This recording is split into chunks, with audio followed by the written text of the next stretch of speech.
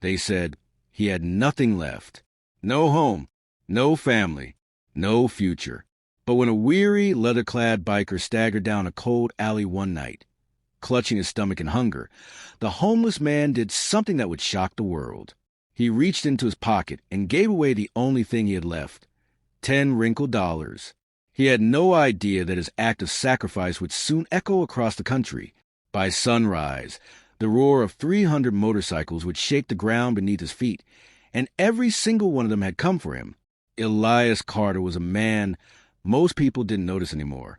In his late 60s, with a beard gone gray and clothes that smelled faintly of smoke and rain, he blended into the background of the city like a forgotten shadow. He hadn't always been this way. Years ago, Elias had been a skilled carpenter, the kind of man who could build a home with his bare hands. But a string of tragedies, his wife's illness, medical bills, the foreclosure of his home, had swept everything away.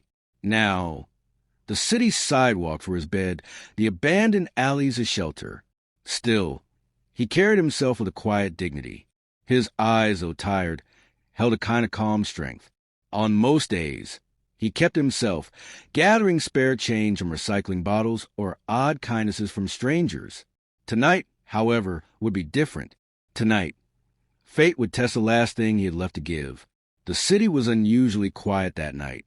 Elias was sitting against the wall of a shuttered shop, rubbing his hands together against the biting cold, when he heard the faint rumble of a motorcycle cutting through the silence. It wasn't unusual.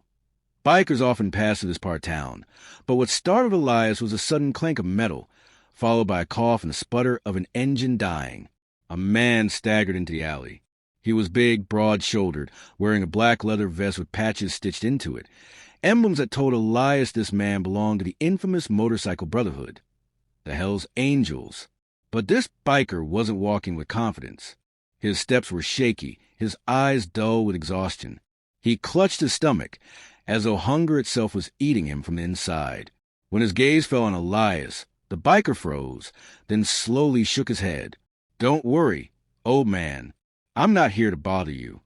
His voice was gravelly but weak, betraying his condition. He slid down against the wall opposite Elias, breathing heavily. Elias studied him. The man looked fierce on the outside, tattoos curling up his arms, scars marking his face, but right now, he looked broken, hungry, alone. Elias reached into his pocket. He knew exactly what was inside, a single crumpled $10 bill. He had saved it for tomorrow, planning to buy a small meal from the diner down the street. That bill was the difference between an empty stomach and a scrap of warmth in his body. For a moment he hesitated. His mind whispered, "This is all you've got. If you give it away, you'll have nothing." But then he looked at the biker again. His lips were dry, his eyes sunken. The man looked like he hadn't eaten in days. Without a word, Elias pulled out the bill and stretched his hand across the gap between them. "Here," he said simply, "get yourself something to eat." The biker's eyes widened. He stared at the $10 like it was impossible, like it had come from another world. You serious?" he asked, his voice breaking. Elias nodded. "Looks like you need it more than I do." For a long moment, the biker didn't move. Then, with trembling fingers, he took the bill. His hands were rough, scarred from years on the road, but they shook as though this small piece of paper weighed more than gold. "Why would you do this?" he whispered. Elias shrugged. "Because it's the right thing." The biker's throat tightened. His name was Mason, though his brothers called him Iron Hand. He had been on the road for days, trying to make it back to his chapter after a fight with his family. He had run out of money, out of fuel, out of everything. But here, in the cold silence of the city, a man who had nothing had given him the only thing he had left. Mason stood, holding the $10 like it was sacred. His eyes locked on Elias's. "I won't forget this," he said firmly. "You don't know what you just did, but you will." Then he turned and disappeared into the night, his boots echoing on the pavement. Elias leaned back, unsure if the man would even survive the night. He certainly didn't expect to see him again. The next morning, Elias was still sitting outside the shack he sometimes called home. The air was crisp, the sky streaked with dawn. He was dozing lightly when he heard it. A low rumble distant but growing. At first, he thought it was thunder, but the sound grew louder, steadier, rolling like a wave across the streets. Elias sat up, squinting down the road. Then his heart nearly stopped. Motorcycles. Dozens of them. Hundreds.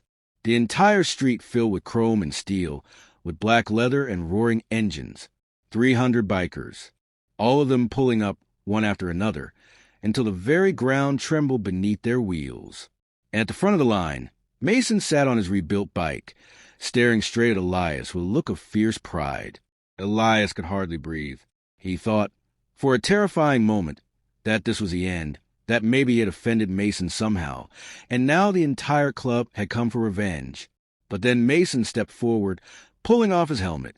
The other bikers followed suit, revealing faces toughened by years on the road. Mason walked straight to Elias and held out his hand. "Brothers," he said loudly, his voice carrying over the growl of engines. "This man saved me last night. I was broke, starving, and ready to give up. He gave me his last $10. His last. And I'll be damned if we don't show him the meaning of brotherhood." A cheer rose from the crowd. Elias looked around in disbelief as bikers began unloading bags of food, boxes of supplies, and even envelopes stuffed with cash. Some laid warm jackets at his feet. Others pressed bills into his hands. Elias tried to speak, but his throat closed up. "You didn't have to," he started. But Mason cut him off, gripping his shoulder.